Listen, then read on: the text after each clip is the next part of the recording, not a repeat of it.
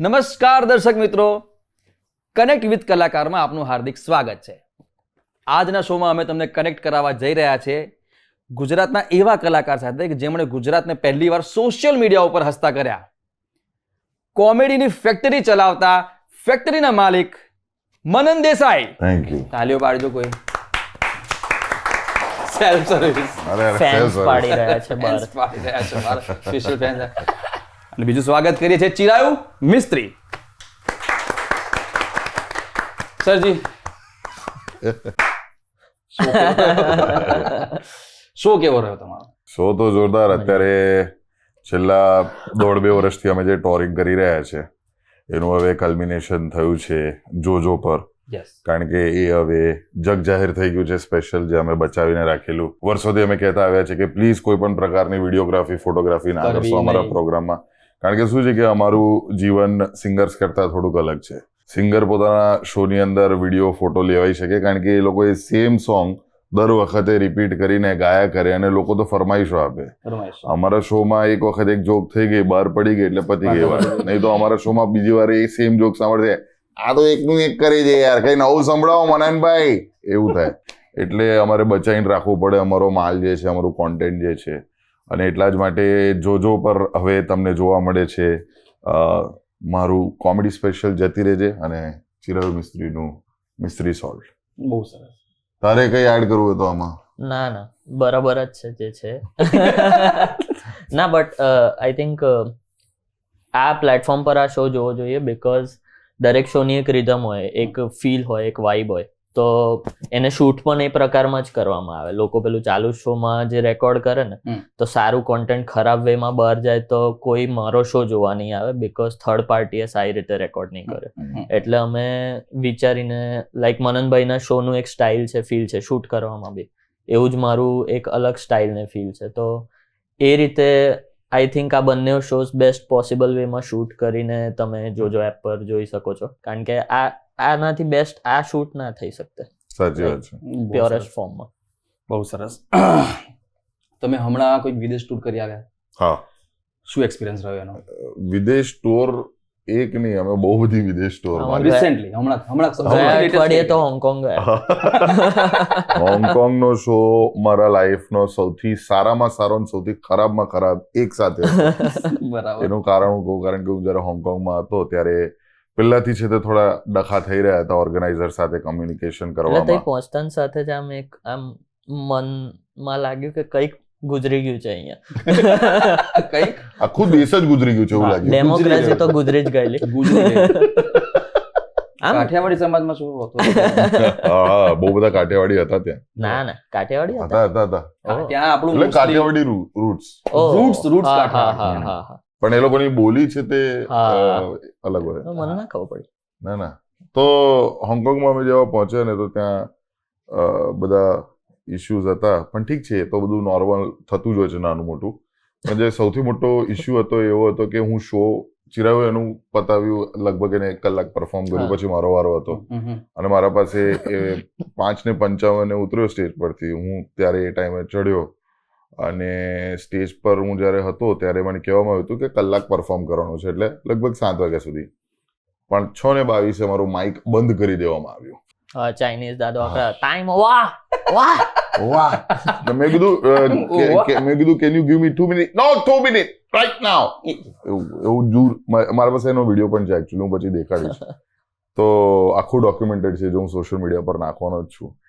તો બંધ થઈ ગયો. મારા જીવનની અંદર 13 વર્ષ જે મેં સ્ટેન્ડઅપ કોમેડી કરી છે એમાં પહેલી વખત કોઈએ જાણી બૂચીને મારું માઇક બંધ કર્યું છે, અને એ પણ સાલો ચાઇનીઝ. હું છું રેસિસ્ટ છું, હું રંગભેદ કરીશ. કારણ કે એ લોકોએ કર્યું. હા, કારણ કે એ લોકોના કારણે આપણે કેટલા પછતાયા છે આખી દુનિયામાં. કારણ કે તમે મંચુરિયન ખાઓ તો કેટલું એસિડિટી થઈ જાય ખબર છે? અહીંયા તો કોરોના થયું છે યાર, એસિડિટી. કોરોના લઈને આવ્યો છે. પણ હોંગકોંગ સાથે મારે પણ થોડીક બાજવાનું થયું છે. હે? હા, વિચારો. પણ એમાં એક નેપાળી અંટાઈ ગયેલો. હે? હોંગકોંગમાં નેપાળી? હા, તમે જે હોટલમાં રોકાયા હતા, અમે કંઈક શો કરવા ગયા હતા અને આપણા ત્યાં ગુજરાતી.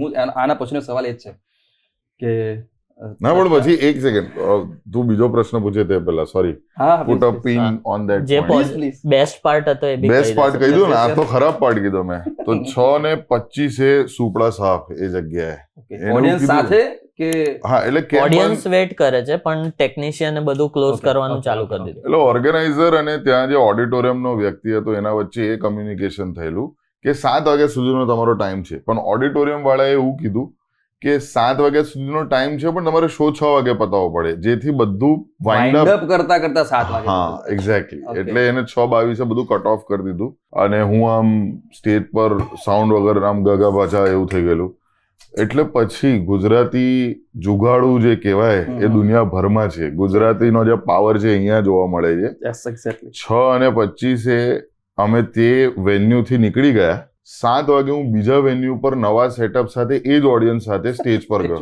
ક્યાં વાત હે. બધી ઓડિયન્સ આવી ગઈ સેમ ફટાફટ audience Same same audience same organiser ખાલી 35 મિનિટમાં હું બીજી જગ્યાએ તાબડતોબ એ લોકોએ ઊભું કરી દીધું આખું સેટઅપ તાબડતોબ શો તો જોઈને રહીશું મનનભાઈને સાંભળીને રહીશું હા હા એવું અને પછી એ લોકોએ વસૂલ કરવા હતા રૂપિયા હા, કારણ હા, કે આટલા. એડવાન્સ માં લઈ લીધેલા ને એટલે શું પહેલા લઈ લીધેલા અમે હા અમારો તો નિયમ છે ભાઈ કોઈ કશે પણ એવું જોઈએ ને કે જ્યાં વહીવટ એવું હોય તો અમે કહીએ કે ભાઈ શો પહેલા પેમેન્ટ થઈ જવું જોઈએ ફ્લાઇટમાં બેસીએ તે પહેલા 50%, ફ્લાઇટમાંથી ઉતરે ત્યારે 50%. હા અનુભવ એવા રહ્યા હશે હા બહુ રહે છે કારણ કે થઈ જશે અરે પેલું ટેક્સ નું થોડો ઇસ્યુ છે ને Yes, કરાવી yes. દઉં છું Yes. ના એ બેનિફિશિયરી એડ કર્યું હતું પણ એમાં રિસ્ટ્રિક્શન આવી ગયું આ બધા બહાના વર્ષોથી હા. સાંભળતા આવ્યા હા બહુ સાચી વાત છે એટલે અત્યાર સુધી હું બસમાં જ આવ્યો છું અને આજે પણ હું બસમાં જ આવ્યો છું છે પણ હોંગકોંગ નું શું કહેતો હોંગકોંગનો મારો એક્સપિરિયન્સ એવો રહ્યો હતો કે એક સરસ મજાનો મોટો શો લઈને ગયા હતા અમે લોકો અને ત્યાંનો આપણો સમાજ ગુજરાતી સમાજ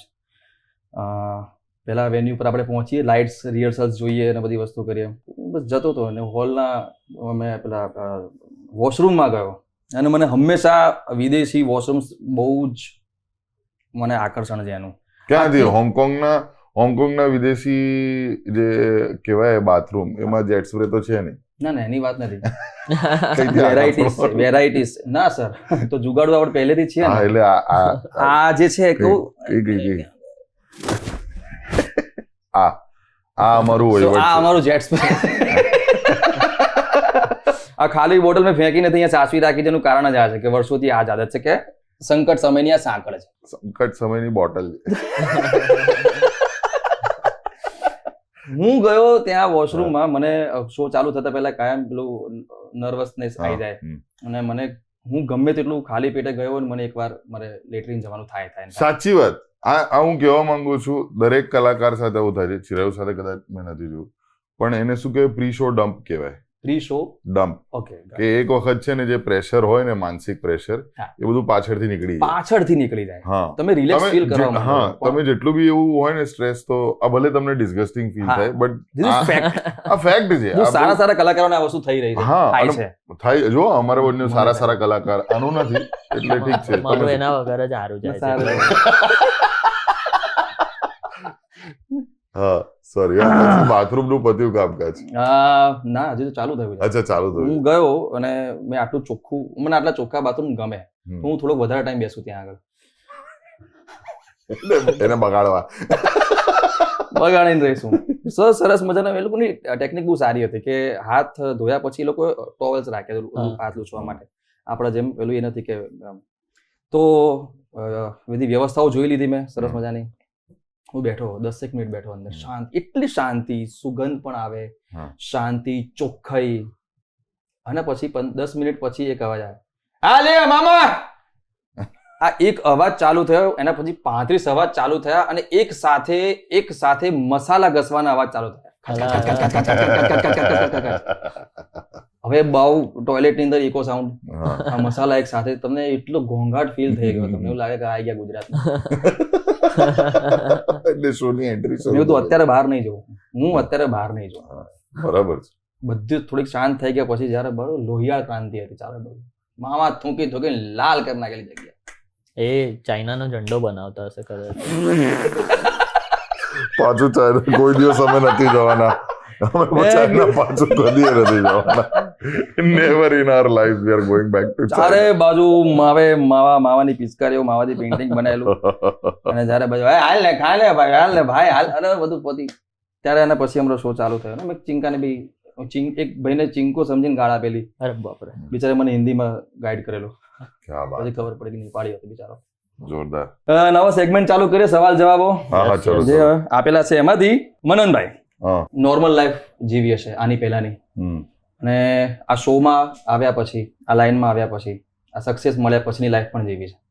તો મારે ચર્ચા કરવી છે કે આની પહેલાની લાઈફ અને સ્ટ્રગલ શું હતી અને એ વખતે ખરેખર આ ગોલ કેવો હતો. આઈ થિંક હવે સફળતા પ્રાપ્ત થઈ છે એના પછી એવું લાગે છે કે હવે નોર્મલ જિંદગી જીવી છે. હા પેલા વાળી. ઓકે. કારણ કે મને એવું લાગે છે કે અનોનિમસ રહીને અમીર થવું અને ફેમસ થઈને ગરીબ રહેવું એ બંનેમાં બહુ મોટો ફરક છે. ટી-શર્ટ બનાવી. હા, એટલે મારે હવે અનોનિમસ થઈને અમીર બનવું છે અમીર એવું છે. એટલા જ માટે પણ એમાં શું છે કે જ્યારે ગોલ મારો બહુ સિમ્પલ હતો. શરૂઆતમાં જ્યારે મેં સ્ટેન્ડઅપ કોમેડી કરવાની આઈ થિંક 2011 ઓગસ્ટમાં મેં શરૂઆત કરી એની, ત્યારે ગોલ એવો હતો કે એક ઈચ્છા હતી, એકચ્યુઅલી ગોલ પણ નતો, એક ઈચ્છા હતી કે મારે સ્ટેન્ડઅપ કોમેડી કરવી છે. પણ જ્યારે મેં પરફોર્મન્સ કર્યા 2-3 ત્યારે મને રિયલાઇઝ થયું કે આ ગુજરાત માર્કેટની અંદર આની બહુ જરૂર છે. કારણ કે ગુજરાતી લાઈવ એન્ટરટેનમેન્ટમાં ત્યારે ગુજરાતી નાટકો જ હતા. વોઇસ ઓફ લતા અને મુકેશ અને કિશોર કુમાર નાઇટ્સ થતી હતી ઓર્કેસ્ટ્રા વાળી. Yes, exactly. હું આ શબ્દ વાપરવા જતો હતો કે ઓર્કેસ્ટ્રા નામનું એક વસ્તુ અસ્તિત્વમાં હતી. હા, અને એ બહુ જ પ્રખ્યાત હતું, પ્રચલિત હતું એ વખતે. પણ હું એ બધા પ્રોગ્રામમાં જોઉં તો મેં કીધું મારી ઓડિયન્સ ક્યાં છે, આપણા એજની ઓડિયન્સ ક્યાં છે. અગર આપણા એજની ઓડિયન્સને કંઈ મળે નહીં તો પ્રોબ્લેમ થશે. ગુજરાતીઓનું શું હોય દિમાગ કે જ્યાં પૈસા ના હોય ને, જ્યાં પૈસા હોય ત્યાં વધારે પૈસા નાખવાના, એટલે જ્યાં માર્કેટ હોય ત્યાં પૈસા વધારે. પણ મારું એવું હતું કે યાર માર્કેટ છે જ નહીં, તો ઉલટા ત્યાં વધારે પૈસા નાખવા જોઈએ. તો માર્કેટ, હા, તો માર્કેટ ઊભું કરી શકાય અને તમારા રૂલ્સ અને રેગ્યુલેશન્સ પ્રમાણે ઊભું થઈ શકે. અને એ જ થયું કોમેડી ફેક્ટરી સાથે. કારણ કે આજની તારીખમાં કોમેડી ફેક્ટરી એકમાત્ર સ્ટેન્ડઅપ કોમેડીનું કલેક્ટિવ છે. હમણાં જ અમે લવારી શો પણ કરી રહ્યા છીએ અને આ એકમાત્ર જ યુનિટ છે આખા ભારત દેશમાં કે જે વર્ષોથી ચાલતું આવ્યું છે, સક્સેસફુલ છે, રિજનલ છે, પણ નેશનલ લેવલના કોમેડિયન્સ કરતા પણ વધારે આગળ જઈ રહ્યો છે. અને આઈ થિંક આખા ગુજરાત માર્કેટની અંદર આવું કંઈ છે નહીં આટલા વર્ષોથી. એટલે હું, Chirayu, Deep, Om, Vidya, all of us we are very happy and proud of this journey. I think પૈસા કરતાં પણ વધારે અમે લોકોએ લોકોની લાગણી કમાઈ છે, લોકોનો જે પ્રેમ છે એ કમાયો છે. અને ભલે આ ક્લીશે સાઉન્ડ કરે પણ બહુ સારું ફીલ થાય છે કે આ આવી સફળતા પ્રાપ્ત થઈ છે પૈસા સાથે. બિલકુલ. એ જાણવું છે કે સૌથી એ વખતથી મને પ્રશ્ન હતો કે, અને મને કે આવી મારા કરતા વધારે 4 ગણું ટેલેન્ટેડ વસ્તુ જોઈ એટલે હું આંખો પોળી મોઢું ખુલ્લું સાથે ફેન મોમેન્ટ હું જોઈ રાખું, હું શીખવાનો બી પ્રયત્ન નથી કરતો, ખાલી હું એન્જોય કરતો રહું છું. મને એ વખતથી પ્રશ્ન છે ફેક્ટરી કેમ, કોમેડી ફેક્ટરી કેમ? આ બેઝિકલી છે ને શું થયેલું કે લગ્ન કર્યા પછી આ મેં ઘણી વખત કહી ચૂકેલો છું કે મેં એક લિસ્ટ બનાવ્યું હતું કે આવું મારું એક સપનું છે કે મારે સ્ટેન્ડઅપ કોમેડી કરવું છે. કારણ કે જે તે ટાઈમે 2005માં ગ્રેટ ઇન્ડિયન લાફ્ટર ચેલેન્જ આવ્યું હતું. યસ. અને પછી રસેલ બીટર્સનું સ્ટેન્ડઅપ કોમેડી આવેલું, તો એનાથી હું બહુ પ્રભાવિત હતો. અને મને એવી ઈચ્છા હતી, કારણ કે 18 યર્સ હતા મારા, તો મને એવી ઈચ્છા હતી કે આવું કંઈક આગળ જઈને કરવું છે. અને સ્ટેન્ડઅપ કોમેડી છે ને મને સહારો ત્યારે આપેલો જ્યારે મારા જીવનમાં પણ એક કપરો સમય ચાલી રહ્યો હતો. આઈ થિંક એ મારા દિમાગની અંદર એવી રીતે રજીસ્ટર થઈ ગયું બેક ઓફ ધ માઇન્ડ. અને એટલા જ માટે મને ઈચ્છા હતી, તીવ્ર ઈચ્છા હતી એને કરવાની. અને પછી આગળ જઈને જ્યારે મેં પરફોર્મન્સ કર્યું એનું, તો આમ જ હું ને વિદ્યા ડિસ્કસ કરતા હતા કે શું નામ રાખવું છે શોનું જેનાથી વધારે આકર્ષણ આવે લોકોનું. તો એક જ શો કર્યો 26મી ઓગસ્ટ 2011ના દિવસે, જેનું નામ ધ કોમેડી ફેક્ટરી બાય મનન દેસાઈ એવું રાખેલું. તો 60 લોકો આવી ગયા. અને પછી હું ને વિદ્યાએ શો પછી ડિસ્કસ કરતા હતા. આમ તો હું રડી જ રહ્યો હતો કારણ કે બહુ ખરાબ શો ગયેલો એ. 1.5 કલાકમાંથી ખાલી 10 જ મિનિટ લોકો હસેલા, બાકી બધા ટાઈમ માતમ હતું. બેસણું ચાલતું ને એવું હતું પેલા શોમાં. બહુ રડેલો.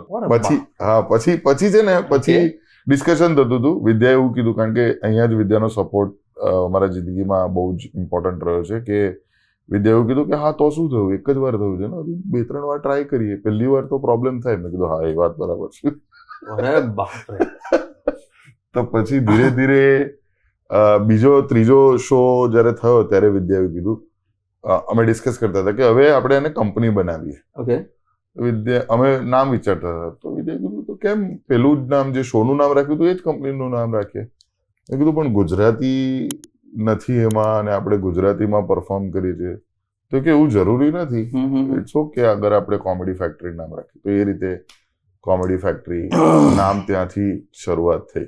મને બહુ જે વસ્તુ જાણવામાં રસ હતો અને છે, હજી પણ છે, કારણ કે આનો જવાબ લગભગ જાતે જ મળતો હોય છે ને જાતે શોધવાના હોય છે કે આફ્ટર ફેલિયર તમે કાં તો એ વસ્તુ છોડી દો છો, કાં તો એને વધારે બેટર કરીને એની ઉપર આગળ જવાનું તમે પસંદ કરો છો.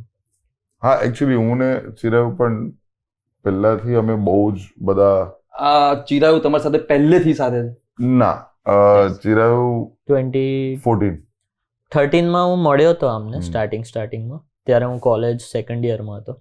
તો એકાદ first open mic comedy factory સાથે ઓફિશિયલી 2014માં કરેલું, એપ્રિલમાં. પણ 2013માં મેં 1-2 જગ્યાએ આમ કોલેજ ફેસ્ટમાં ને એવી રીતે થોડું આમ 5-5 મિનિટ ટ્રાય કરેલું હતું. તો 14માં ફર્સ્ટ ઓપન માઇક હતું. પછી એ જ વર્ષે 2 કે 3 ઓડિટોરિયમ શોમાં મનનભાઈએ મને આમ નાના સ્પોટ આપેલા, 5 મિનિટ 7 મિનિટ, અને સારા જતા ગયા. તો મેં એમને કીધું કે મારે તમારી સાથે કામ કરવું છે. તો જેવું 2015માં મારી કોલેજ પતી ત્યાં સુધી અમે ઇનફ શોઝ કરી લીધેલા કે આઈડિયા આવી જાય કે ભાઈ હું કેવું કામ કરી શકું છું. અને 2015માં જે દિવસે કોલેજ પત્યું એના નેક્સ્ટ ડેથી જ, એ વખતે તો ઓફિસ નહોતી, તો હું મનનભાઈના ઘરે નીચે લિવિંગ રૂમમાં બેસીને લેપટોપ લઈને જતો હતો. હા, બહુ જ ધીરે ધીરે અમે શરૂઆત કરી, અને એવી રીતે ફેલિયર્સ બહુ છે. ઇનફેક્ટ અત્યારે દીપ, ઓમ, ચિરાયુ ત્રણેય જે જોડાય છે બહુ ફોર્મલી જોડાય છે. કારણ કે જે કોમેડી ફેક્ટરીના અત્યાર સુધીના જેટલા પણ મેમ્બર્સ રહ્યા છે, શરૂઆત કરીએ ફ્રોમ સ્મિથ, ઓજસ, આરીસ, આ બધા ઇન્ફોર્મલી જોડાયા છે મારી સાથે. કારણ કે એ મારા મિત્રો હતા, એટલા માટે at a point of time મેં તને પણ કીધેલું હતું કે ભાઈ કોમેડી ફેક્ટરીમાં તું આ કર. જ્યારે અમદાવાદમાં આપણે શરૂઆત કરી હતી, હું ત્યારે એક રેડિયો સ્ટેશનમાં હતો ને તું બીજા રેડિયો સ્ટેશનમાં હતો. તો મને તો પહેલા એવું જ હતું કે જેટલા લોકોને મને લાગે છે કે ફની છે, એ લોકોએ આમાં આવવું જોઈએ. અને ચિરાયુ જ્યારે જોડાયો ત્યારે ચિરાયુએ બહુ જ ફિલ્ડિંગ ભરેલી, એટલે દર બીજા દિવસે મને ડીએમ કરે ફેસબુક પર. એ વખતે વર્ષ સુધી તો વણનભાઈ ઓપન માઇક ક્યારે કરો છો? કારણ કે મારા માઇન્ડમાં મને નહોતી ખબર. બેઝિકલી ઓડિયન્સને ટૂંકમાં સમજાવીએ તો સ્ટેન્ડઅપ કોમેડીમાં કેવું હોય કે તમે જોક લખો, ઘરે ખબર ના પડે કે ફની છે, ઓડિયન્સ સામે ટેસ્ટ જ કરવો પડે. એટલે આખા વર્લ્ડમાં ઓપન માઇક શો થતા હોય, વિચ આર સ્મોલ શોઝ. 5 લોકો આવ્યા હોય, 7 લોકો, 15, 20, 30 લોકો, અને મલ્ટિપલ જગ્યાએ થતા હોય, રેસ્ટોરન્ટ્સ, કેફેઝમાં રેગ્યુલરલી થાય. તો મને એ કન્સેપ્ટ જ નહોતી ખબર કે વડોદરા શહેરમાં જ્યાં હું રહું છું ત્યાં આવું બધું થાય છે. બિકોઝ આપણે કોઈ પણ મેઇન સ્ટેજ શો કે કોઈ પણ શૂટિંગ રિલેટેડ થોટ આવે તો એવું જ આવે કે આ બધું તો મુંબઈમાં થાય કે કશે બીજે થાય, આપણે ત્યાં આ બધું ના થાય. એ ટાઈમે તો એવું જ લાગતું હતું. તો જ્યારે મેં ફર્સ્ટ ટાઈમ કોમેડી ફેક્ટરીનો એક શો એઝ એન ઓડિયન્સ તરીકે જોવા ગયો હતો, એક અમને નાનો કોન્ટેસ્ટ રાખેલું હું જોવા ગયો, મેં કીધું યાર આ તો જે પેલું યુટ્યુબ ને એ વખતે ઓર્કુટ બી હતું, તો કે આવી ક્લિપ્સ જોવા મળે છે, આ તો આપણા શહેરમાં થાય છે, આપણી મધર ટંગમાં થાય છે, તો આ આપણે પણ કરી શકીએ છીએ. મને બી એ વખતે ખબર નહોતી ઓપન માઇક શું કહેવાય, મેઇન શો શું હોય. તો ત્યારે જ્યારે મેં ફર્સ્ટ ટાઈમ પરફોર્મ કર્યું ત્યારે આઈ થોટ કે યાર આમાં કિક છે, લાઈક આ મને આવડે છે, હું નાનપણથી દોસ્તારો અને ગ્રુપ્સને જોક્સ કહું છું, પણ આને હું પ્રોફેશનલી પણ કરી શકું છું. પણ એ ટાઈમે કોમેડી ફેક્ટરી બહુ, બીકોઝ આ લોકો પણ જોબ કરતા હતા ને પાર્ટ ટાઈમ, તો એમને તો સાથે સાથે એમને આ બેલેન્સ કરું, તો પણ એ લોકો લોકલ ટેલેન્ટ માટે 3 કે 4 મહિને એક મોટો ઓપન માઇક રાખતા હતા. એક ઓપન માઇકમાં 150 લોકો આવી ગયેલા આખા ઓપન માઇકમાં 150 આવી ગયેલા. એ ટાઈમે 2013 જ્યારે ઓપન માઇક નો કન્સેપ્ટ જ નહોતો. એ લોકો મેઇન અહીંયા ઓપન માઇક ને મેઇન શો એ સેમ જ સમજતા હતા લોકો. કોમેડી ફેક્ટરીનો પહેલાથી હેતુ એવો રહ્યો છે કે કોમેડી કલ્ચર માટે અને કોમેડિયન્સ માટે અમે દરવાજા ખોલીશું. અમારું કામ દરવાજા ખોલવાનું જ છે આખા કાર્યકાળમાં. જેટલું પણ અમે જીવીશું એમાં, જેમ કે હવે OTT નું અમે પ્લેટફોર્મ દરવાજા ખોલી દીધા વિથ જોજો, એવી રીતે હવે આગળ જતા અમે બીજા ઘણા બધા દરવાજા ખોલીશું. ઇન્ટરનેશનલ ટોરિંગમાં દરવાજા ખોલ્યા. જેમ કે ચિરાવે આટલી બધી ફિલ્ડિંગ ભરી, એવી રીતે મારી ફિલ્ડિંગ આજ તારીખ સુધી બહુ બધા લોકો ભરે છે. એ મને મેસેજ કરે, DM કરે કે મનનભાઈ પ્લીઝ અમને કઈ કામ હોય તો જરા આપજો ને. ઇનફેક્ટ હજી એક મેસેજ આવશે પબ્લિકલી હું પહેલી વખત બ્રો તમે તો ડાયરેક્ટ વોટ્સએપ કરી શકો છો. તમારે તો યાર ડાયરેક્ટ એક્સેસ છે, કઈ છે નહીં. ના ભાઈ, શીખવા વાળી ઘટના છે. હું પણ મારી વસ્તુ વાત છે કે હું છે ને આવી રીતના શીખીશ. મને કોમેડી કરતા બહુ બીક લાગે છે હંમેશા, કારણ કે દરેક કોમેડી કરવા માટે એક જીગર જોઈએ સાહેબ. મને જે આ પહેલી વાક્ય કીધું મને હજી પણ બીક લાગે છે કે શું સપોઝ મારો જોક ના ફૂટ્યો તો. એ તો મારી સાથે પહેલો જ પ્રશ્ન એ છે. અને દરેક ઘણા બધા કોમેડિયન્સ જે આપણે મિત્રો છે જેમને કોમેડી કરવી, સોશિયલ મીડિયા ઉપર પણ કરવી છે, અને જે લોકોને સીધા સ્ટેજ ઉપર આવીને હીરો બનવા, એ લોકોને પણ કે અમારા વસ્તુ ન થઈ તો શું. અને બ્યુટીફુલ પાર્ટ એ છે કે that is the part off process જ એ છે. ઓકે, એ બહુ જરૂરી છે એક પોઈન્ટ પછી તો એસ્પેશિયલી. નો બટ ફેલિયર તો પાર્ટ ઓફ પ્રોસેસ છે યાર. જ્યાં સુધી તમે મેં છે ને મારા જીવનના 7-8 વર્ષ સેલ્ફ ડાઉટમાં જ પતાવી દીધા. કેટલા? 7-8 વર્ષ. 7-8 વર્ષ. ઓકે, 7-8 વર્ષ સેલ્ફ ડાઉટમાં જ રહ્યો કે આ કરીશ તો, હજુ બી થોડો સેલ્ફ ડાઉટ ખરો કે આવું કરીશ તો આમ, આવું કરીશ તો તેમ, અને એમાં જ હું નથી કરતો કશું. Okay, the only process is કે કરો. કોઈ પણ વસ્તુ હોય કરો, ફેલ થશો, નપાસ થશો કે પછી પાસ થશો, એ પછી બધું નક્કી થઈ જશે. ટેલેન્ટ કરતા વધારે ઇમ્પોર્ટન્ટ આજની કોન્ટેન્ટ ઇન્ડસ્ટ્રી, એન્ટરટેનમેન્ટ ઇન્ડસ્ટ્રીમાં છે ડિસિપ્લિન. હા, દરેક કલાકારે ડિસિપ્લિન હોવી જોઈએ કે મારે દર અઠવાડિયે આટલો માલ બહાર પાડવો છે સોશિયલ મીડિયા પર. સારો છે, ખરાબ છે, કશું જ જોયા વગર. અને અગર કશું બહાર પાડવું છે કે નહીં પાડવું છે, પણ હું લખતો રહીશ. તો તમે શું કરો છો કે તમારી મગજને એક કેળવણી આપો છો, એક પ્રકારનું એને નર્ચર કરો છો, અને એક ડિસિપ્લિન ફોર્મેટમાં નાખો છો, જે હું અત્યારે શીખી રહ્યો છું. ઓકે, એટલે એ મારે એને મસલ મેમરી બનાવી છે. અત્યારે મને એવું લાગે છે કે મારી સ્કિલ છે, હું ટેલેન્ટેડ છું, હું આર્ટિસ્ટ છું, પ્યોરિસ્ટ છું, એમાં જ હું અડધો ટાઈમ મેં વેસ્ટ કર્યો. એટલે મારે હવે મસલ મેમરી બનાવી છે. જેમ સિદ્ધાર્થ રાંદેરિયાને હું પરમ દિવસે મળ્યો, અમે એમના સાથે એક પ્રોગ્રામ કર્યો, એમાં મને ખબર પડી કે એમની પ્યોર સ્કિલ પહેલા હતી, જે કળા હતી, એને એક મસલ મેમરી બનાવી દીધી. યસ. એટલે હવે ઓટોમેટિકલી બધું થઈ રહ્યું છે, ઓટો પાયલટ મોડ પર થઈ ગયું છે. તો ધ ઓનલી પ્રોસેસ ઇઝ કે કરતા રહો. પછી તમારા મોઢામાંથી જે પણ નીકળશે, જે પણ વાક્ય રચના થશે, એ ફની આપોઆપ જ લોકોને લાગશે. કાલિદાસ જેવું તમે બોલશો તો પદ્ય, લખશો તો ગદ્ય. સો તમારી પ્રેક્ટિસ ઉપર છે જે પણ છે. અને યસ, મસલ મેમરી. તમે કાર ચલાવતા હશો ત્યારે ચઈને બ્રેક નહીં મારો, વાગી જશે જાતે જ. સાચી વાત. એક પ્રશ્ન મને અત્યારે થઈ રહ્યો છે. આટલી બિઝી લાઈફ, ઓબ્ઝર્વેશન કરવા માટે તમે એવા નવા લોકોને મળવું પડે, જે મતલબ હવે નોર્મલ લોકોને બહાર ચાલતા લોકોને તમે નહીં મળી શકો, નહીં જોઈ શકો. હવે કઈ રીતના તમે? આઈ થિંક આ દરેક કોઈ પણ આર્ટિસ્ટને થાય. અગર તમે એક્ટર હો તો બી થાય, કારણ કે શું છે, તમે 20-30 વર્ષ એક લાઈફ જીવી લીધી હોય, એમાં તમે નાનાથી મોટા થયા, તો બહુ બધું તમારા મગજમાં પોતાની એક સ્ટોરીઝ છે, કેરેક્ટર્સ છે, વોટેવર.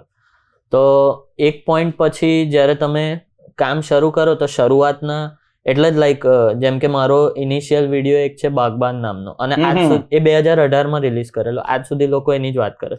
મારા હિસાબે એના પછી મેં બહુ જ સારા અને ક્રાફ્ટ વાઇઝ બહુ જ બેટર સ્ટેન્ડઅપ વિડીયોઝ કાઢ્યા છે.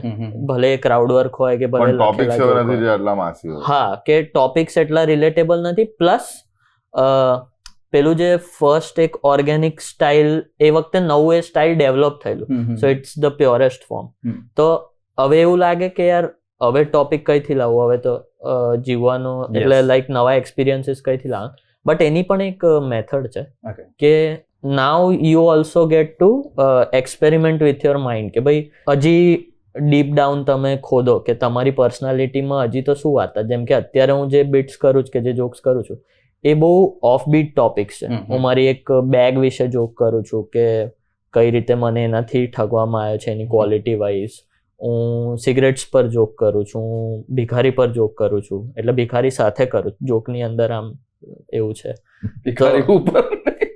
તો એ રીતના એ છે. અને બીજો એક હજી થોટ છે કે ક્યાં તો તમે એવી રીતે મથ્યા રહો, ક્યાં તો થોડું એ લાલચમાં ના રહો કે હવે હું 1 વર્ષ કે થોડો ટાઈમ પણ અગર બ્રેક નહીં લઉં તો મારી ઓપોર્ચ્યુનિટી જતી રહેશે, હું રહી જઈશ, હું રેસમાં પાછળ રહી જઈશ.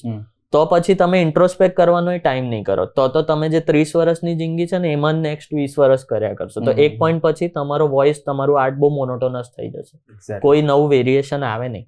તો તમે થોડો બ્રેક લઈ શકો છો, ડરવાની જરૂર નથી. પણ હા, એ બ્રેકમાં પછી હાવ ચરી ના ખાતા, કંઈક ક્રિએટ કરવાનો ટ્રાય કરો કે કંઈક નવું શું કરી રહ્યા છો. ના બિલકુલ. એટલે મારા અનુભવ તો આવતા જ રહેશે ને, કોઈ દિવસ અનુભવ બંધ નહીં થાય. અનુભવ બને એટલે આ હોંગકોંગની વાર્તા. હા, હોંગકોંગનો જે શો હતો એમાંથી પણ જોક્સ નીકળશે. એ કેવી વ્યક્તિઓનું મળું છું, અને હું જ્યારે પણ કોઈ અજાણી વ્યક્તિને મળું છું, જ્યારે ફોટો ખેંચવા આવે કે જ્યારે મારી સાથે વાત કરવા આવે, તો હું એને જાણવાનો પ્રયત્ન કરું. સો ઓબ્ઝર્વેશન, અને આ ઓબ્ઝર્વેશન વાળી ઘટના છે. પેલું યાદ આવ્યું કે હોંગકોંગમાં માઇક બંધ થઈ ગયું, બેક સ્ટેજ આવીને આમ બેઠા છે અને એક ભાઈ આયા, મને લાગે બિચારો ખબર પૂછવા, એક ફોટો થઈ જાય એમની જોડે જરા. અને આમ જોયું તો કે ના ના, પછી ભીડ ભેગી થઈ જાય ને મારે ઘરે જવાનું છે, મને ફોટો પાડી મારો પતી જાય. આવું તો યુએસ માં બી થયેલું. બહુ એક ઓપન પ્લેનમાં કરતા હતા, બહુ ઠંડો પવન હતો, તો અમારા હાથ આમ જામી ગયા. મનનભાઈ સ્ટેજ પર હતા અને મારો હાથ, આઈ કુડન્ટ ફીલ ઇટ બીકોઝ કલાકથી પવન લાગી રહ્યો છે ને થોડો સૂન પડી ગયો છે. તો ઓર્ગેનાઇઝર અંદર આયા તો મને લાગ્યું કે બિચારો તબિયત પૂછવા આવ્યો છે. મેં કીધું અરે ભાઈ બહુ, તો કે હા હા, આ હોસ્ટને જરા ફોટો પડાવો છે. તો પછી આપણો પેલો કોન્સ્ટન્ટ પોઝ હોય ને આમ, પણ હાથ યુઝ્યુઅલી આમ હોય, મારો હાથ આવો છે, મળતો નથી. ઓકે, એ યાદ આવ્યું મને. સૌથી વિયર્ડ ફેન મોમેન્ટ કઈ તમારા બંનેની? બહુ બધી છે એકચ્યુઅલી. મારી સૌથી કહેવા લાયક લાગે એમાં શું છે કે જ્યારે અમે શો પતે ને તો દરેક શહેરની અંદર અમુક જ રેસ્ટોરન્ટ હોય જે 12 વાગ્યા પછી ખુલ્લી હોય, અને 12 વાગ્યા પછી ત્યાં કલાકારો જાય અને કલાકારો માટે કોન્ટેન્ટ જાય. વાહ, બહુ સહી. એટલે હમણાં જ પરમ દિવસની જ વાત છે, અમે એવી જ હોટલમાં અમદાવાદમાં જમવા ગયા શો પત્યા પછી 12 વાગે, અને ત્યાં એક ભાઈ, હું હજુ એન્ટર થયો છું, 7-8 આમ 40-50 વર્ષના લઠ્ઠાઓ બેઠા છે, જેમને જીવનમાં ઘણી જવાબદારીઓ છે, પણ એમને નિર્ણય લીધો કે આજે આપણે બેસીને પીશું અને ધમાલ મસ્તી કરીશું. બરાબર. તો એવી એક પાર્ટી દેખાઈ અને અમે અંદર જેવો એન્ટર, મનનભાઈ, ઓ મનનભાઈ, મારો ફ્રેન્ડ, અહીંયા તો આવો દોસ્ત, અહીંયા તો આવો. એ ઉભો નથી તેરો, મને બોલાવે છે એના ટેબલ. આટલો આઈ લવ ધીસ થિંગ. અહીંયા તો આવો દોસ્ત, આવો ને પ્લીઝ યાર. પછી તો એને તઈથી ગીત પ્લે કરી દીધું. તો મેં કીધું આ હારીસ અમદાવાદ ક્યારે આવે યાર, ફૂલ વોલ્યુમમાં. હા, એ ઘરમાં સફળ પ્લે કરે. આજુ તમારો વિડિયો જોઈએ છે. જમવા દે મને ભાઈ, જમવા દે તો શાંતિથી. અને આવું થાય. અને પાછું શું કે ખબર છે, મારો ફ્રેન્ડ છે, બિલકુલ તમારો ડુપ્લિકેટ છે, બિલકુલ તમારો ડુપ્લિકેટ છે એકદમ. મનનભાઈ તમને દેખાડો, અહીંયા આવો ને. અલા ભાઈ, હું અહીંયા ખાવા આવ્યો છું, જમવા આવ્યો. હા, મને આ બહુ મોટો વાંધો છે. જ્યારે પણ મને લગભગ 150 માંથી લગભગ 7 લોકો, જે 7 લોકો ઓળખે છે ને, એ મને સામેથી બોલાવે, અહીંયા એક ફોટો પડાયેલો. જો મારો વિયર્ડેસ્ટ એક્સપિરિયન્સ છે. આમાં ભાઈ, હા ફોટો પડાયો. શું નામ તમારું? હાથ છોડી ફોટો કેમ પડાયો, નામ ખબર નથી. એવું મારી સાથે થાય છે કે આમ 50-60 જણા ફોટો ખેંચાવે ને, પછી એરપોર્ટ પર કોઈને લાગે કે યાર આ કોઈ ઓળખી, એટલે હું પણ ખેંચાઈ લઉં, એટલે એ બી ખેંચાઈ લે. પછી આપકા નામ क्या है, आपको टैग कर दे का है. ના કરીશ. મને સેમ જ હોટલમાં એક લંચ ટાઈમે મળેલો, હું ને મારી વાઈફ જમવા ગયેલા ને, તો કે અરે સર બિગ ફેન, એઠા હાથ જ મળાવી દીધા. મેં કીધું દાલ મખની, તો કે યાર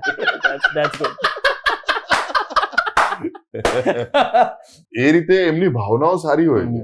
પણ મને છે ને સર્વશ્રેષ્ઠ વેલ વિશર્સ કે ફેન્સ એ લાગે છે કે જે લોકો આવીને મને 2 શબ્દો કહી જાય અને ફોટો ના લે. ઓકે.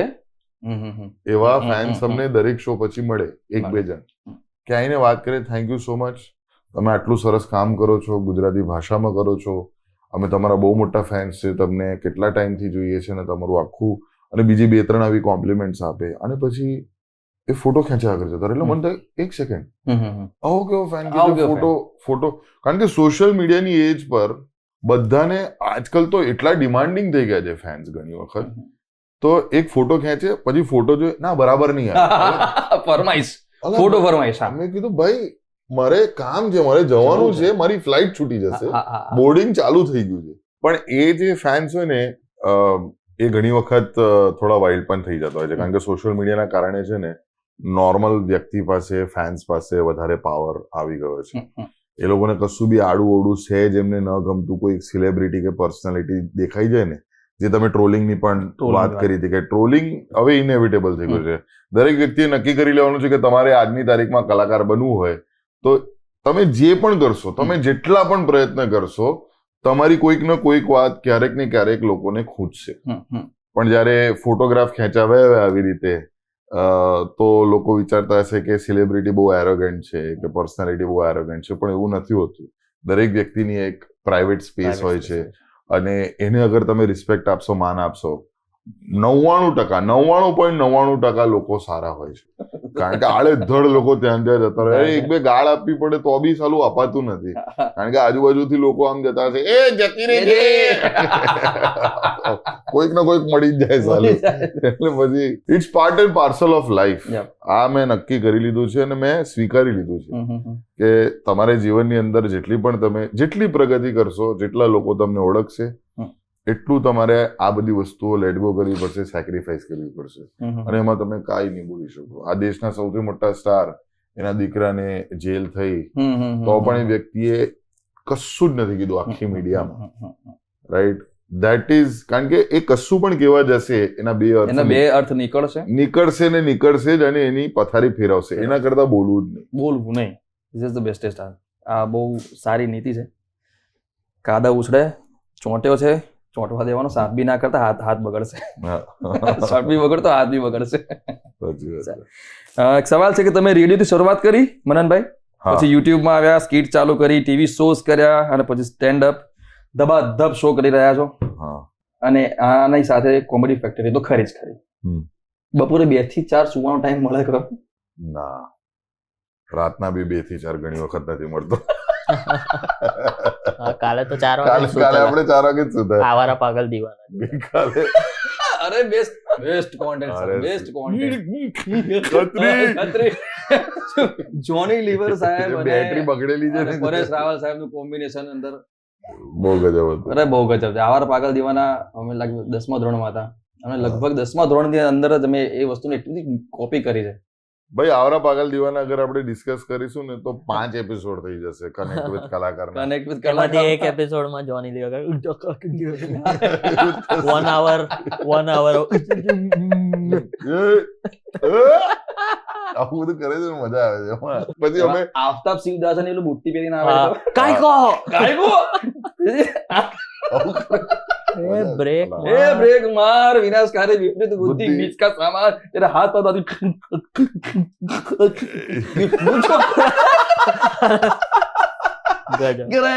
गजब. ગઈકાલે એકચ્યુઅલી ગરમ મસાલા પણ અમે જોઈ, અને ગરમ મસાલામાં પણ અમે એક વસ્તુ ઓબ્ઝર્વ કરી, બહુ ફની હતી. એક સીન मैं क्यों करूंगा, तुम जाके करो, मुझे नहीं करना है.